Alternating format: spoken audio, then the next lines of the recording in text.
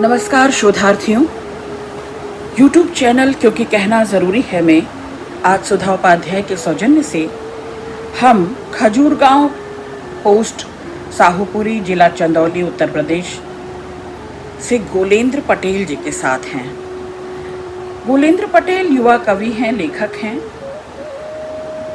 हिंदी विभाग काशी हिंदू विश्वविद्यालय वाराणसी से पढ़े लिखे हैं। गोलेंद्र ज्ञान के रूप में चर्चित हैं। युवा किसान कवि, हिंदी कविता का गोल्डन बॉय, काशी में हिंदी का हीरा, आंसू के आशु कवि, आर्द्रता की आँच के कवि, अग्निधर्मा, निराशा में निराकरण के कवि, दूसरे धूमिल और काव्यानुप्रास धीराज, रूपक राज, ऋषि कवि, कोरोजयी कवि और आलोचना के कवि, दिव्यांग सेवी, इन सभी उपनामों से गोलेंद्र पटेल को बुलाया जाता है। शोधार्थियों, मैं इन तमाम विमर्शों की भीड़ भाड़ में ऐसे किसी रचनाकार से, ऐसी रचनाओं से संवाद करना चाहती हूँ जो न केवल समसामयिक हैं बल्कि उनका स्पंदन जो है वो लगातार यथास्थिति की जड़ता को तोड़ता है, लगातार रूढ़ियों परंपराओं पर आघात करता है, लगातार असंतुष्टि, अतृप्ति और अपना असहयोग दर्ज कराता है। और ऐसी रचनाएं जो आज भी उतनी ही प्रासंगिक हैं, आज भी हर स्तर, समाज के हर वर्ग, हर स्तर से डायलॉग करती हैं, मुझे ऐसी रचनाएं भाती हैं। और सदी के महत्वपूर्ण कवियों की श्रृंखला में ऐसी रचनाओं की मैं तलाश में रहती हूँ। और गोलेंद्र पटेल को लगातार मैं समाज, साहित्य, संस्कृति, विशेष तौर पर कविता जगत में एक अपना हस्तक्षेप बनाते हुए, अपनी एक चौकस निगाह रखते हुए और सेवा करते हुए पूरे समर्पण के साथ साखी रही हूँ, देखती रही हूँ। इन्होंने BHU से ही सारी पढ़ाई की, हिंदी और भोजपुरी का इनको अच्छा ज्ञान है। विधाओं की बात करूं तो नवगीत, कहानी, निबंध, नाटक, उपन्यास और आलोचना पर भी इनका काम है। पर विशेष तौर पर मैं कविता के रूप में इनको, कविताई के रूप में, और जो समर्पण कविता के प्रति इनका है कि विविध लेखकों, रचनाकारों, कवियों को, अपनी पसंद के कवियों को और उनकी कविताओं को हमेशा वो एक पोस्टर के रूप में सजाते और दूर दूर तक लोगों तक पहुंचाते हुए दिखाई देते हैं। तो ये समर्पण इस दौर में जब कोई किसी की सराहना नहीं करता, इस दौर में जब कोई किसी दूसरे की बात नहीं करता, कविता के प्रचार प्रसार में गोलेंद्र को लंबे अरसे से मैं देख रही हूँ और इस बात के लिए मैं उन्हें सल्यूट करती हूँ। शोधार्थियों, आप जानते हैं, इस कहना ज़रूरी है YouTube चैनल पर मैं लगभग 25, 30, 35 वर्ष के कई युवा कवियों को पढ़ चुके हूँ। मेरी फहरिस्त में करीब 60-65 कवि ऐसे हो चुके हैं जिनकी रचनाएं कद्दावर हैं, जिनका बहुत रसूख नहीं होगा, बहुत नाम प्रतिष्ठा भी नहीं होगी, बहुत कम लोग जानते होंगे, हो सकता है ख्याति की दृष्टि से। तो पाठ्यक्रम की तो बात ही छोड़ दीजिए, पाठ्यक्रम में तो बहुत से कवि शामिल नहीं होते, पर शोध की दृष्टि से, समसामयिक कविता को छीनने की दृष्टि से इन कविताओं को देखा जाना ही चाहिए। गोलेंद्र की कविताएं लगातार प्रकाशित हो रही हैं तमाम पत्र पत्रिकाओं में, फिर चाहे वो प्राची हो, बहुमत हो, आजकल, व्यंग्य कथा, साखी, वागर्थ, ये बड़े नाम हैं। काव्य प्रहर, प्रेरणा, अंशु, नवनिकष, सद्भावना, जन संदेश टाइम्स, विजय दर्पण times, रणभेरी, पदचिन्ह, अग्निधर्मा, national express, Amar Ujala, पुरवाई, सुवासित, गौरवशाली, सतराची, रिवांत, साहित्य बीकानेर, उदिता, विश्वगाथा, कई अच्छी पत्रिकाओं में, समसामयिक पत्र पत्रिकाओं में इनकी रचनाएं लगातार प्रकाशित हो रही हैं। इसमें समकालीन त्रिवेणी भी है, पाखी है, सब लोग, रचना उत्सव है और इस तरह के कई नाम गिनाए जा सकते हैं। कौस्तुभ, गाथांतर, कथाक्रम, कथारंग, ऐसी तमाम देश भर की प्रतिष्ठित पत्रिकाओं में इनकी कविताएं और इनकी पुस्तकों का प्रचार और प्रकाशन देखने को मिलता है। लंबी कविता में अगर मैं बात करूं तो तुम्हारी संतानें सुखी रहें सदैव और दुख दर्शन, ये काव्य पाठ अनेक राष्ट्रीय अंतर्राष्ट्रीय काव्य गोष्ठियों में इनका कविता पाठ ये कर चुके हैं। कुलेंद्र पटेल सम्मानित हैं अंतर्राष्ट्रीय काशी घाटवाक विश्वविद्यालय की ओर से, और प्रथम सुब्रमण्यम भारती युवा कविता सम्मान इन्हें 2021 में मिल चुका है। रविशंकर उपाध्याय स्मृति युवा कविता पुरस्कार इन्हें 2022 में मिला है। हिंदी विभाग काशी हिंदू विश्वविद्यालय की ओर से शंकर दयाल सिंह प्रतिभा सम्मान इन्हें 2023 में मिल चुका है, और मानस काव्यश्री सम्मान 2023, और अनेक साहित्यिक संस्थाओं से इनको प्रेरणा और प्रशस्ति पत्र मिल चुके हैं। मैं इनकी 5 रचनाएं शोधार्थियों आज लेकर बैठी हूँ, और उन 5 रचनाओं के बहाने से हम गोलेंद्र की रचनात्मक दुनिया के सहयात्री बनते हैं। मेरा दुख मेरा दीपक, स्वयं प्रकाशित। मेरा दुख मेरा दीपक, जब मैं अपनी माँ के गर्भ में था वह ढोती रही ईंट, जब मेरा जन्म हुआ वह ढोती रही ईंट, जब मैं दुधमुहा शिशु था वह अपनी पीठ पर मुझे और सर पर ढोती रही ईंट। मेरी माँ माईपन का महाकाव्य है, यह मेरा सौभाग्य है कि मैं उसका बेटा हूँ। मेरी माँ लोहे की बनी है, मेरी माँ की देह से श्रम संस्कृति के दोहे फूटे हैं। उसके पसीने और आंसू के संगम पर ईंट, गारे, गिट्टी, पत्थर, कोयला, सोयला, लोहा, लकड़ी सकड़ी के स्वर सुनाई देते हैं। मेरी माँ के पैरों की फटी विवाइयों से पीप नहीं प्रगीत बहता है।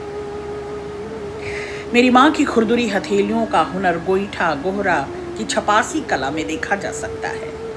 मेरी माँ धूल, धुएं और कुएं की पहचान है। मेरी माँ धरती, नदी और गाय का गान है। मेरी माँ भूख की भाषा है।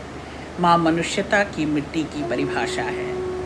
मेरी माँ मेरी उम्मीद है। चढ़ते हुए घाम में चाम जल रहा है उसका, वह ईंट ढो रही है। आप देख रहे हैं इन प्रोसेस, प्रक्रिया सतत, लगातार, चरैवेती लगातार। उसके विरुद्ध झुलसाती हुई लू ही नहीं, अग्नि की आंधी चल रही है। वह सुबह से शाम अविराम काम कर रही है। उसे भी खेतों की निराई गुड़ाई करनी है। वह थक कर चूर है, लेकिन उसे आधी रात तक चौका बर्तन करना है। मेरे लिए रोटी पोनी है, चिरई बनानी है, क्योंकि वो मजदूर है। अब माँ की जगह मैं ढोता हूँ ईंट, कभी भट्टे पर, कभी मंडी का मजदूर बन शहर में। कभी कभी पहाड़ों में पत्थर भी तोड़ता हूँ, काटता हूँ बोल्डर बड़ा बड़ा। मैं गुरु हथौड़ा ही नहीं, घन चलाता हूँ खड़ा खड़ा। टांकी और चकधारे के बीच मुझे मेरा समय नजर आता है। आप देखें वोकैबुलरी गोलेंद्र की, एक ठसक है, एक चोट करती हुई, एक प्रहार करती हुई, भेदती भीतर बाहर। मैं करनी, वसूली, साहुल, सूता, रूसा व पाटा से संवाद करता हूँ, और अंधेरे में खुद बरता हूँ दुख। अंधेरे में खुद बरता हूँ, बरना, जलना। दुख मेरा दीपक है। मैं मजदूर का बच्चा हूँ। मजदूर के बच्चे बचपन में ही बड़े हो जाते हैं। वे बूढ़ों की तरह सोचते हैं। उनकी बातें भयानक कष्ट की कोख से जन्म लेती हैं, क्योंकि उनकी माएँ उनके मालिक की किताबों के पन्नों पर उनका मल फेंकती हैं, और उनके बीच की कविता सत्ता का प्रतिपक्ष रचती है। मेरी माँ अब वह कविता बन गई है जो दुनिया की जरूरत है। तो कविता, कविताई रचना संसार या रचना धर्मिता केवल कागजों पर इतिश्री नहीं है। सारा आंदोलन, सारी क्रांति केवल कागजों पर कलम चलाकर नहीं की जा सकती।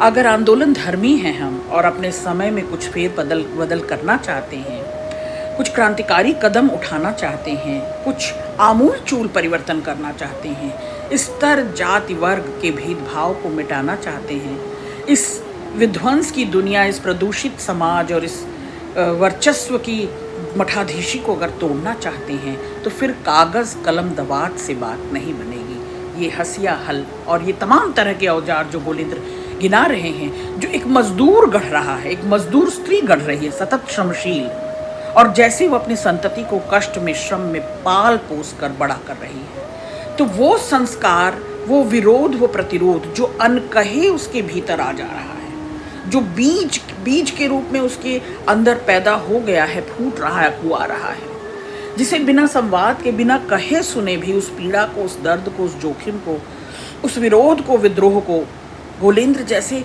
नरिश हो रहे हैं, उनकी नसों में वही लहू की जगह संचार कर रहा है। तो एक बेहतरीन कविता उस पूरे कठिन, कठोर, परिश्रम की उस दुनिया का, श्रमशील उस दुनिया का, उस सर्वहारा, उस मजदूर की उस कठिन दिनचर्या का पूरा वृतांत।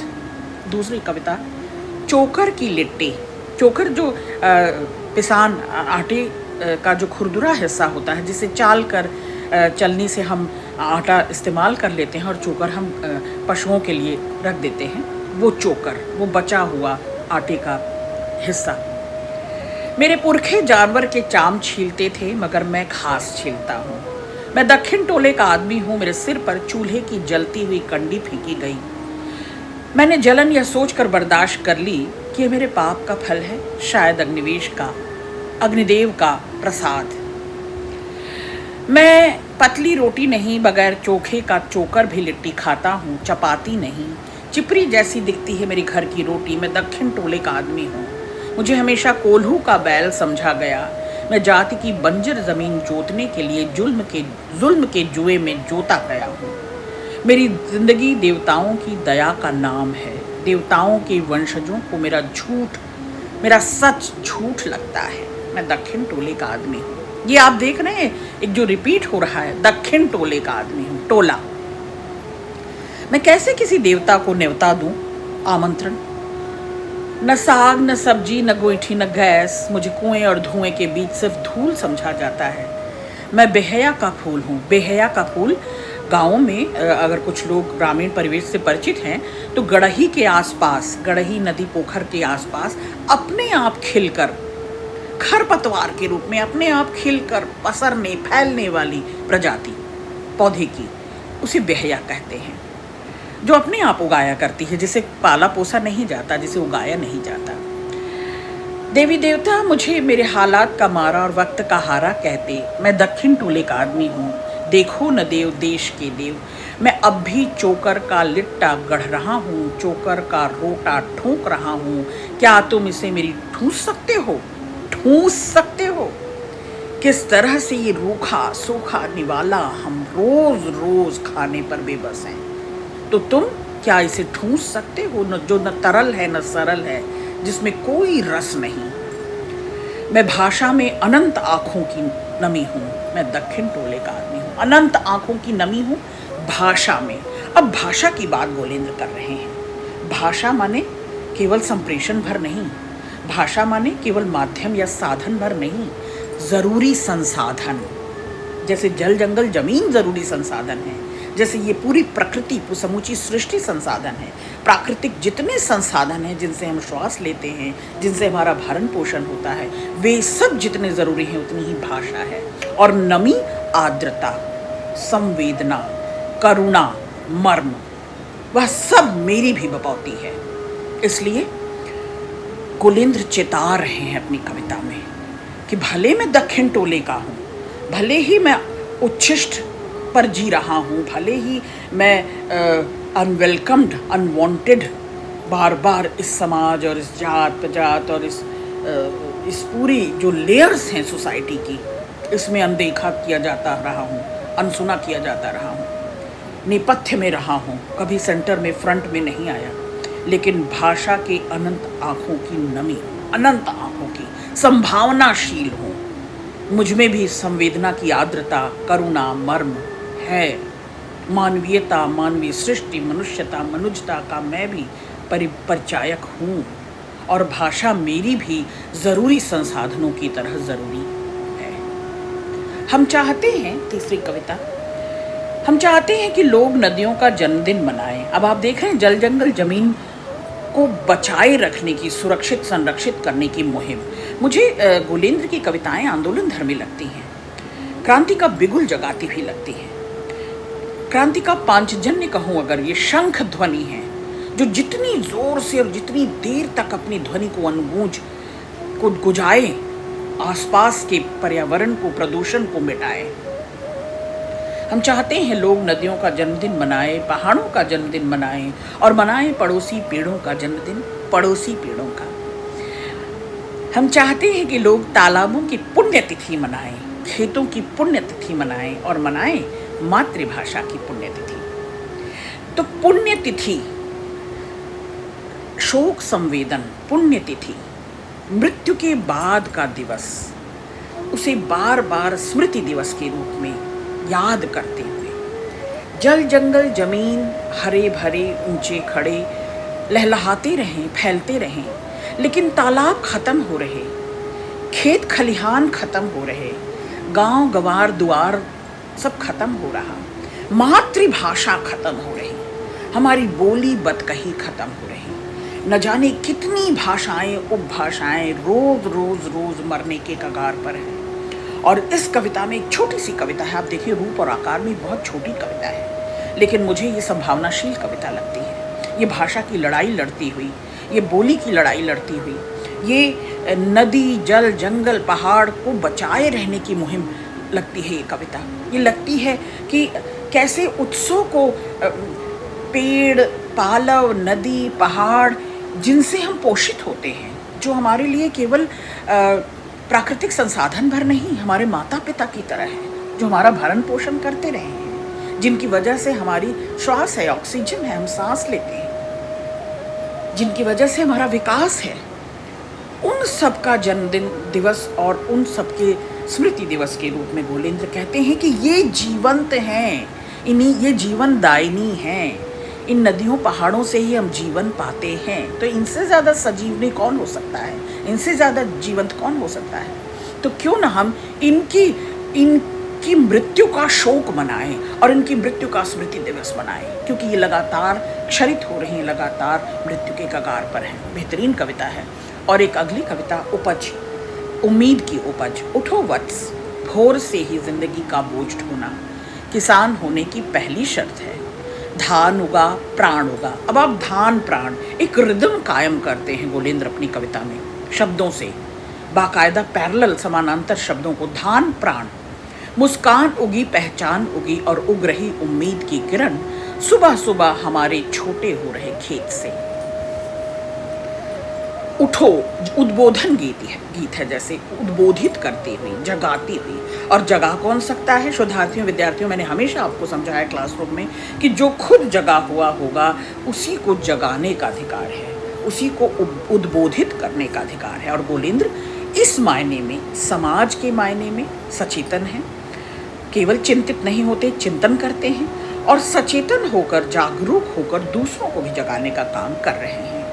तो एक उम्मीद जगाती हुई कविता, क्योंकि कविता आस प्यास होती है, कविता निराश न करे, कविता पलायन न करे, कविता आपको ठहराव न दे बल्कि गति दे, कविता आपको बसाए, बचाए और आगे तक ले जाए। तो गोलेंद्र की कविताएं ये काम कर रही हैं। उठो वत्स, जगो और भोर से जिंदगी का बोझ ढोना किसान होने की पहली शर्त है। जिंदगी का बोझ ढोना, अपना नहीं, जिंदा दिली का, जिंदगी का उत्सव धर्मी बनकर, उत्सव, श्रम को उत्सव के रूप में और श्रमशील पूरे जीवन को उत्सव के रूप में जीना है। तो धान जगा, धान उगा, प्राण उगा, धान और प्राण, मुस्कान और पहचान ये उगी। तो उम्मीद की किरण जगानी है और ये सूर्य ही नहीं कर सकता जो आकाश पर चमकता है, जिसे सब नतमस्तक होते हैं, उगते सूर्य का। हम किसान, हम सर्वहारा जो धरती पर हैं और अपने जान प्राण से, अपने श्रम से, अपने तप से, त्याग से, बलिदान से भी धरती पर वो उत्सव जगाते हैं और वो उस आकाश में जगता है, उगता है, हम धरती पर सूरज उगाते हैं। और एक बेहतरीन कविता के साथ, थ्रेसर में कटा मजदूर का दायां हाथ, ये कविता मुझे पढ़नी ही थी। देखकर ट्रैक्टर का मालिक मौन है और अन्यात्मा दुखी उसके साथियों की संवेदना समझा रही है किसान को कि रक्त तो भूसा सोख गया, किंतु गेहूं में हड्डियों के बुरादे और मांस के लोथड़े साफ दिखाई दे रहे हैं। कराहता हुआ मन कुछ कहे तो बुरा मत मानना, बातों के बोझ से दबा दिमाग बोलता है और बोल रहा है। न तर्क न तथ्य, सिर्फ भावना है दो के संवादों के बीच का सेतु। सत्य के सागर में नौका विहार करना कठिन है, किंतु हम कर रहे हैं। थ्रेसर पर पुनः चढ़कर बुजुर्ग कहते हैं कि दाने दाने पर खाने वाले का नाम लिखा होता है। तो फिर कुछ लोग रोटी से खेलते क्यों हैं? धूमिल याद कीजिए। तो फिर कुछ लोग रोटी से खेलते क्यों हैं? क्या उनके नाम भी रोटी पर लिखे होते हैं, जो हलक में उतरने से पहले ही छीन लेते हैं?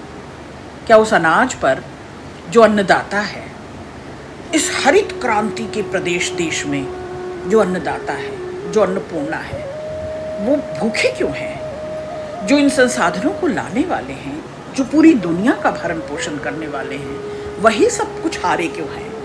क्यों वे किसान और वे मजदूर पलायन कर रहे हैं अपने अपने खेत खलिहान से? क्यों वे भूखे, उनकी संततियां, उनके बच्चे भूखे सो रहे हैं? क्या उनके नाम भी रोटी पर लिखे होते हैं, जो हलक में उतरने से पहले ही छीन लेते हैं खेलने के लिए? बताओ न दिल्ली के दादा। गोलेंद्र यहाँ चोट कर रहे हैं। एक राजनीतिक व्यंग्य है इस कविता में।